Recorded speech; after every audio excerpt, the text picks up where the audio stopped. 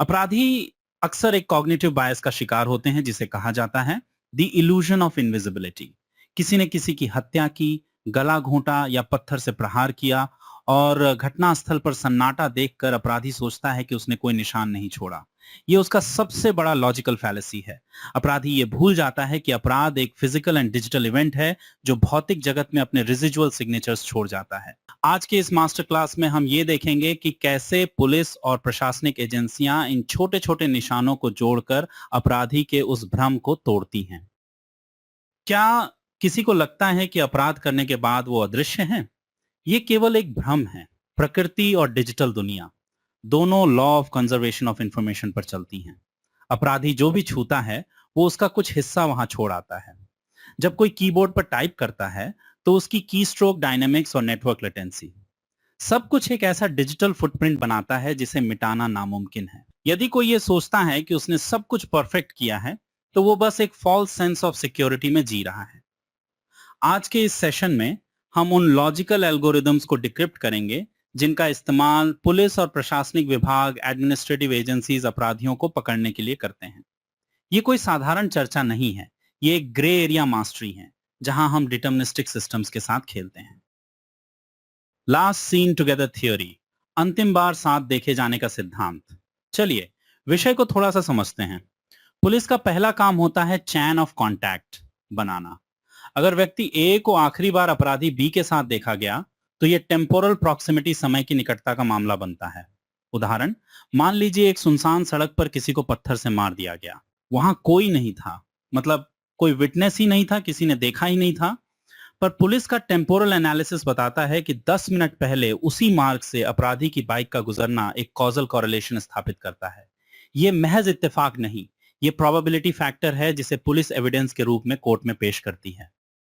Cognitive load and contradiction matrix. चलिए विषय को थोड़ा सा समझते हैं। जब पुलिस पूछताछ करती है तो वे इंटेरोगेशन मैकेनिक्स का उपयोग करते हैं। अपराधी ने सोचा था कोई गवाह नहीं है तो मैं कुछ भी बोल दूंगा। पर पुलिस का कॉन्ट्रडिक्शन मैट्रिक्स उसके बयानों को डिजिटल फुटप्रिंट से क्रॉस चेक करता है। उदाहरण, अपराधी ने कहा मैं घर पर सो रहा था, लेकिन उसका मोबाइल टावर ट्रायंगुलेशन और मेटा डाटा कुछ और ही कहानी कहता है। यहां उसकी कॉग्निटिव लोड इतनी बढ़ जाती है कि उसका बनाया हुआ झूठ का ढांचा ताश के पत्तों की तरह गिर जाता है। Locard's exchange principle, the law of contact. Okay, let us understand this topic. यह क्रिमिनोलॉजी का आधार स्तंभ है। हर संपर्क एक निशान छोड़ता है, चाहे वो एक बाल हो, मिट्टी के कण हो या कपड़े का एक धागा। उदाहरण, किसी का गला घोंटा गया। अपराधी ने दस्ताने पहने थे, लेकिन संघर्ष के दौरान उसके कपड़ों का एक सूक्ष्म फाइबर मृत व्यक्ति के नाखून के नीचे फंस गया। पुलिस का फोरेंसिक रिकंस्ट्रक्शन उस छोटे से फाइबर को लेकर डीएनए तक पहुंच जाता है। अपराधी का भ्रम कि उसने कुछ नहीं छोड़ा विज्ञान के सामने हार जाता है। बिहेवियरल बेसलाइन डेविएंस, अपराधी का सामान्य व्यवहार और अपराध के बाद का व्यवहार। पुलिस इन दोनों के बीच का डेविएशन पकड़ती है। डिजिटल फुटप्रिंट रेजिड्यू, अपराधी का डिलीट किया हुआ डेटा भी डिस्क इमेज फोरेंसिक्स के जरिए रिकवर किया जाता है। Police have other techniques, let's understand them. जो फेंसिंग एनालिसिस, इसका सीधा मतलब है एक अदृश्य घेरा। उदाहरण, मान लीजिए एक सुनसान फैक्ट्री के पास हत्या हुई। पुलिस उस इलाके के तमाम मोबाइल टावर से डेटा लेती है। उस जो फेंसिंग में सक्रिय हर डिवाइस की मैपिंग की जाती है। अपराधी का फोन भले ही साइलेंट हो, लेकिन वो हैंडशेक तो कर रहा है। वो टावर के साथ अपना कनेक्शन बनाए हुए है। यही कनेक्शन उसे अपराधी की श्रेणी में खड़ा कर देता है। लिंग्विस्टिक फोरेंसिक प्रोफाइलिंग, इंसान अपनी भाषा नहीं बदल सकता। उदाहरण, एक अपराधी ने धमकी भरा नोट लिखा। उसने व्याकरण तो बदली, लेकिन वाक्य विन्यास, सिंटैक्स नहीं बदल पाया। उसकी शब्द चयन की शैली, उसकी सामाजिक पृष्ठभूमि और शिक्षा के स्तर की पोल खोल देती है। यह वैसा ही है जैसे एक सिग्नेचर। पुलिस का लिंग्विस्टिक एक्सपर्ट यह पहचान लेता है कि यह नोट किसी अनपढ़ अपराधी ने लिखा है या किसी ऐसे व्यक्ति ने जो शिक्षित है पर बनावटीपन दिखा रहा है। देखिए, अपराध की दुनिया में अक्सर यह चर्चा होती है कि अपराधी कितना चतुर है, लेकिन वास्तविकता यह है कि अपराधी के पास केवल उसका मोटिव और क्राइम करने का जज्बा होता है। इसके विपरीत पुलिस और प्रशासनिक एजेंसियां एक विशाल सिस्टमिक इंटेलिजेंस फ्रेमवर्क का हिस्सा हैं। एक अपराधी अपनी चतुराई को सब कुछ समझता है, जबकि कानून प्रवर्तन एजेंसियां उन लाखों डेटा पॉइंट्स का उपयोग करती हैं जो अपराधी के पीछे छूट जाते हैं। डिजिटल सर्विलांस और tapping digital interception. Government protocol के तहत पुलिस के पास कानूनी अनुमति, लीगल सैंक्शन होती है कि वे संदिग्धों के कम्युनिकेशन चैनल को मॉनिटर कर सकें।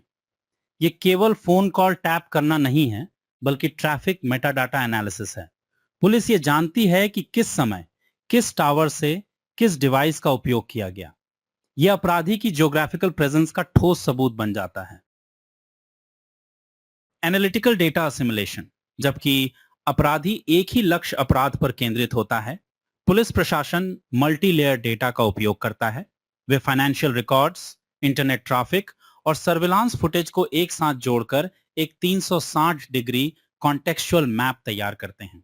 अपराध की दुनिया में दो विपरीत ध्रुव पोल्स काम करते हैं।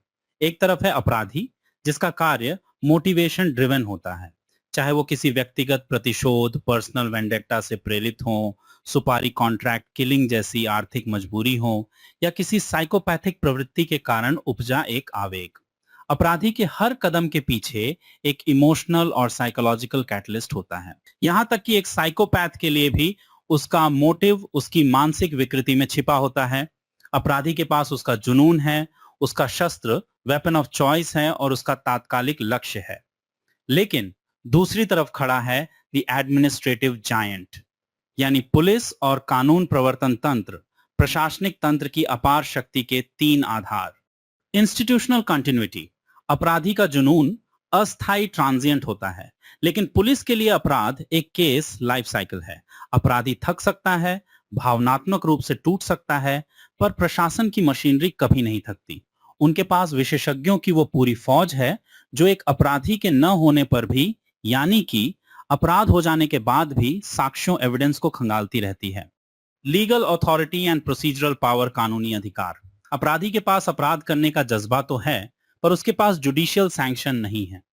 एक पुलिस अधिकारी के पास सर्च वारंट्स, सबीनास और कोर्ट ऑर्डर्स प्राप्त करने का वैधानिक अधिकार होता है। प्रशासन कानून के तहत एक जायंट की तरह है, जिसे किसी भी डिजिटल या भौतिक दायरे में प्रवेश करने, सर्च एंड सीजे की पूर्ण अनुमति प्राप्त होती है। इमोशनल न्यूट्रलिटी, भावनात्मक तटस्थता। अपराधी अपने अपराध को इमोशनल एग्जीक्यूशन के साथ अंजाम देता है, जो अक्सर उसके तर्क लॉजिक को धुंधला कर देता है। इसके विपरीत एक प्रशासनिक अधिकारी का सबसे बड़ा हथियार उसकी इमोशनल न्यूट्रलिटी है। वो व्यक्तिगत नहीं होता, उसका उद्देश्य केवल चेन ऑफ एविडेंस को जोड़ना है। उसके पास कोई इमोशन नहीं, सिर्फ प्रोसीजरल एफिशिएंसी है। अपराधी अपनी भावनाओं के जाल में फंसकर गलती करता है, जबकि प्रशासन अपने प्रोसीजरल प्रोटोकॉल से उस गलती को एक एविडेंस में बदल देता है। एक अपराधी के पास केवल एक अपराध की कहानी है, जबकि प्रशासन के पास उस कहानी को नष्ट करने का पूरा लीगल और फॉरेंसिक शास्त्र है। Now coming to the example I gave earlier, मान लीजिए किसी ने किसी को धक्का दिया और वो गिरकर मर गया। अपराधी सोचता है धक्का ही तो दिया था, लेकिन पुलिस का फोर्स वेक्टर एनालिसिस बताता है कि धक्का किस दिशा में था, गिरने के बाद सिर पर चोट का इंपैक्ट पॉइंट क्या था, और क्या यह आत्मरक्षा थी या इरादतन हत्या। यहीं पर फोरेंसिक रिकंस्ट्रक्शन अपराधी के सारे तर्कों को ध्वस्त कर देता है। क्या आप अपराध की उस दुनिया के पीछे छिपे क्रिमिनल कॉग्निटिव आर्किटेक्चर को डिकोड करने के लिए तैयार हैं? जो लोग इस फोरेंसिक विज्ञान की गहराइयों को एक प्रोफेशनल दृष्टि से समझना चाहते हैं, उनके लिए हमारा criminal analytics and forensic master class द्वार खोल रहा है। यह कोर्स केवल जानकारी नहीं, बल्कि इन्वेस्टिगेटिव इंटेलिजेंस का एक ब्लूप्रिंट है। यहां हम आपको सिखाएंगे कि कैसे क्रिमिनोलॉजिकल फ्रेमवर्क्स का उपयोग करके अपराधी की साइकोलॉजिकल डिस्पोजिशन और उसके मोडस ऑपरेंडी को समझा जाता है। चाहे आप कानून के छात्र हों, फॉरेंसिक के जिज्ञासु हों, या एक सामान्य नागरिक जो सिस्टम को बारीकी से समझना चाहता है, यह शिक्षा आपके लिए एक अनिवार्य टूलकिट है। हम आपको सिखाएंगे कि कैसे लीगली सेफ रहते हुए, साक्ष्यों, एविडेंस की अखंडता को बनाए रखते हुए किसी भी कॉम्प्लेक्स बिहेवियरल पैटर्न का विश्लेषण किया जाता है। हमारे इस मास्टर क्लास में आपको मिलेगा 1-to-1 मेंटरशिप, अपनी एनालिटिकल स्किल्स को शार्प करने के लिए हमारे एक्सपर्ट्स के साथ सीधे live session, private analytical consultation, किसी भी जटिल केस या विषय पर अपनी समझ बढ़ाने के लिए हमारी प्राइवेट चैटिंग सुविधा, स्ट्रक्चर्ड मॉड्यूल्स, हमारे प्री रिकॉर्डेड एडवांस ट्यूटोरियल्स जिन्हें आप अपनी गति से, अपनी सुविधा के अनुसार सीख सकते हैं। हमारी प्रतिबद्धता, एथिकल एंड लीगल डिस्क्लेमर। हमारा यह मंच पूरी तरह से एजुकेशनल है। हम किसी भी प्रकार की इलीगल एक्टिविटीज का न तो समर्थन करते हैं और न ही उन्हें प्रमोट करते हैं। हमारा एकमात्र उद्देश्य क्रिमिनोलॉजी के सिद्धांतों, क्रिमिनल साइकोलॉजी और प्रशासन के इन्वेस्टिगेटिव प्रोटोकॉल्स के प्रति जागरूकता फैलाना है। हम ये सिखाते हैं कि कैसे कानूनी प्रक्रियाओं, लीगल प्रोसीजर्स का पालन करते हुए किसी भी अपराध के पीछे के प्राइमरी मोटिवेशनल ड्राइवर्स को समझा जाए। याद रखिए, दुनिया में कोई भी अपराध अनसुलझा नहीं होता, केवल अधूरा विश्लेषण होता है। आपके अंदर का वो जज्बा, वो एनालिटिकल ड्राइव ही आपको भीड़ से अलग बनाती है। अब इस बात को सुनिए, please listen. Incomplete analysis. Did you understand anything? I emphasise this word again, incomplete analysis. अपराध की दुनिया में हर केस या तो सॉल्व, सुलझा हुआ होता है, या फिर उस पर एक गहरा क्वेश्चन मार्क लगा होता है। अक्सर पुरानी फाइलों पर जमी धूल के नीचे दबे ये प्रश्न चिन्ह दशकों तक अनसुलझे रह जाते हैं। किंतु वास्तविकता यह है कि अपराधी हमेशा इन्हीं कोल्ड केसेस, अनसुलझे मामलों की खामियों का लाभ उठाते हैं। अपराधी का सबसे बड़ा हथियार समय होता है, क्योंकि उसे पता है कि जितना समय बीतेगा, साक्ष्यों, एविडेंस की अखंडता उतनी ही कमजोर होगी। प्रशासन के लिए ये फाइलें केवल पेंडिंग कार्य नहीं, बल्कि एक चुनौती हैं, क्योंकि एक अनसुलझा अपराध अपराधी के आत्मविश्वास को बढ़ाता है और समाज के लिए एक सिस्टेमिक वल्नरेबिलिटी बना रहता है। क्या आप सिस्टम को डिकोड करने के लिए तैयार हैं? विवरण में दिए गए क्रेडेंशियल फॉर्म के जरिए हमसे संपर्क करें। हम केवल उन व्यक्तियों को प्राथमिकता देते हैं जो इस विज्ञान को गंभीरता से सीखने के लिए समर्पित हैं। सिस्टम को समझने की यात्रा आज से शुरू होती है। आज ही अपनी सीट सुरक्षित करें, क्योंकि फॉरेंसिक की दुनिया में ज्ञान ही आपका सबसे बड़ा हथियार है। यहाँ पर थोड़ा सा देखिए कि हम लोगों ने बहुत सारा टूल्स के बारे में डिस्कशन किया। पुलिस के पास बहुत सारा टूल्स होते हैं। एक होता है lookout exchange principles, every contact leaves a physical trace. तो हम लोगों ने इस टूल के ऊपर एक प्लेटफॉर्म एक बनाया है। जो टूल यूज़ हो गया है, वो टूल हम लोग कैसे डिस्क्रिमिनेशन करना है, कैसे उसको कैंसिल आउट करना है, कैसे केस स्टडी करना है, ठीक है, उसके बारे में बहुत सारे टूल्स हैं। ऐसे हज़ारों टूल्स हैं जो पुलिस यूज़ करते हैं। बिहेवियरल बेसलाइन एनालिसिस एक हो गया, डिजिटल लेटेंसी एनालिसिस, ये मैं लिखता जा रहा हूँ, ठीक है। ये बहुत सारे टूल्स हैं। जब पुलिस इंट्रोगेशन करता है, पुलिस इंट्रोगेशन होता है, तो बहुत सारे टूल्स वो लोग यूज़ करते हैं। साइकोलॉजिकल टूल्स भी हो सकता है, या फिज़िकल डिजिटल टूल्स भी हो सकते हैं, लोग यूज़ कर सकते हैं। तो वैसे हज़ारों टूल्स का एक प्लेटफॉर्म बनाया गया है, एक सॉफ्टवेयर बनाया गया है। उस सॉफ्टवेयर में हम लोग, जो लोग इंटरेस्टेड हैं, वो सिखाते हैं हम लोग उस सॉफ्टवेयर में। इससे पहले और जो वीडियो आएगा उस पर हम लोग देखेंगे। एक न्यूरो लिंग्विस्टिक प्रोग्रामिंग है, NLP, ठीक है। उस सॉफ्टवेयर को हम लोग देखेंगे कि कैसे यूज़ किया जाता है। जो टूल्स यूज़ हो जाएगा, तो चेन ऑफ कस्टडी ये भी एक इम्पॉर्टेंट है।